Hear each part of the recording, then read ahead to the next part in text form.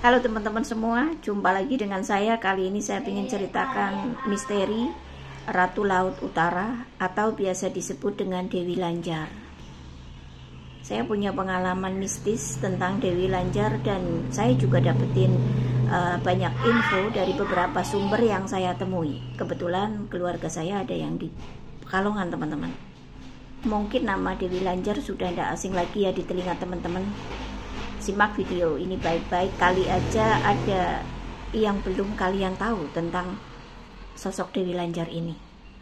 Jadi Dewi Lanjar ini tidak sama namanya seperti Ratu Laut Selatan, teman-teman. Kalau Ratu Laut Selatan atau Nyi Ratu Kidul itu kan biasa disebut dengan Bunda Ratu, Ibu Ratu, Kanjeng Ratu atau Nyi Roro Kidul.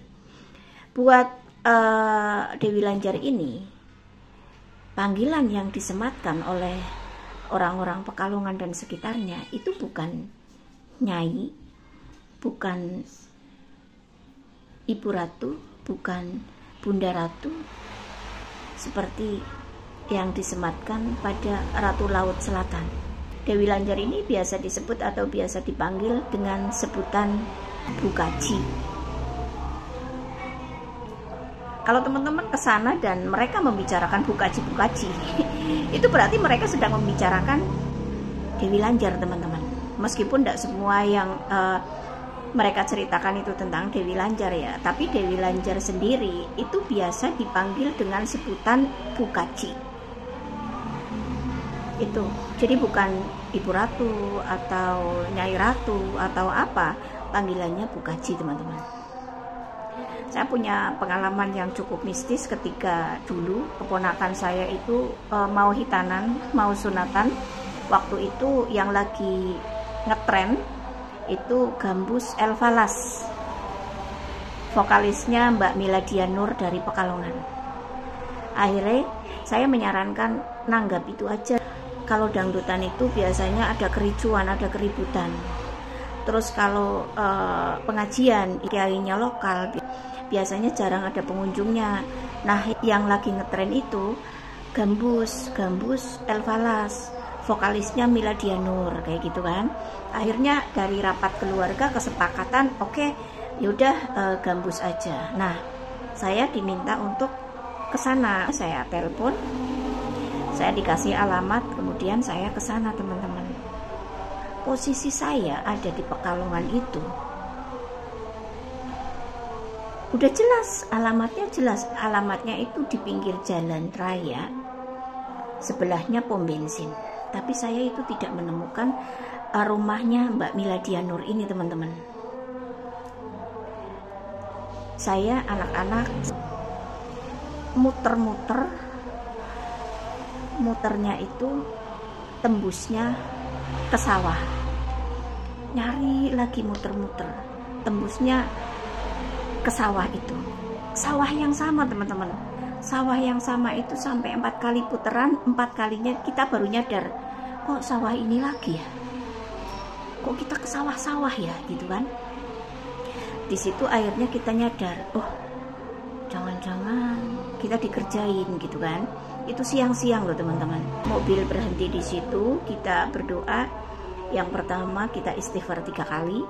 Kemudian kita baca la ilaha illa anta subhanaka inni kuntu minadz dzalimin 3 kali. Lalu baca ayat kursi 7 kali.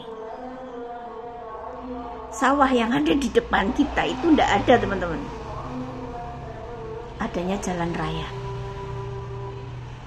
Begitu kita tahu, ya Allah, adanya jalan raya. Kita berhenti sejenak gitu. Ada yang salah kali ya dengan kita gitu. Kita nggak permisi atau gimana gitu kan, karena kita mau nanggap orang yang di wilayahnya Bukaji itu, tapi kita nggak permisi gitu. Akhirnya kita diuter-uterin gitu kan. Setelah istighfar, setelah baca-baca doa itu ketemu, tapi kita nggak cerita sama Mbak Mila, ceritanya sama keluarga sendiri gitu.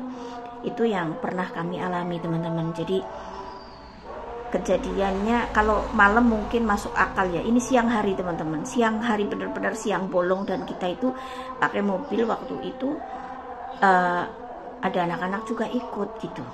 tapi disasar-sasarin dengan muter-muternya kita, ketemunya sawah itu lagi, ketemunya sawah itu lagi, ketemunya sawah itu lagi, sampai 4 kali itu baru nyadar. Setelah kita baca-baca doa, sawahnya tuh nggak ada yang kelihatan, ya jalan raya teman-teman. Itu pernah saya alami. Kebetulan kan saya keluarganya ada yang di Pekalongan. Memang panggilannya Bu Kaji, bukan Bunda Ratu atau Ibu Ratu, enggak. Jadi setiap pasaran Jumat Kliwon itu pasar Sentiling, kalau misalnya bau harum yang sangat menyengat, mereka tahu, oh Bu Kaji ke pasar. Itu pasti pasarnya ramai semua. Itu yang mereka ceritakan.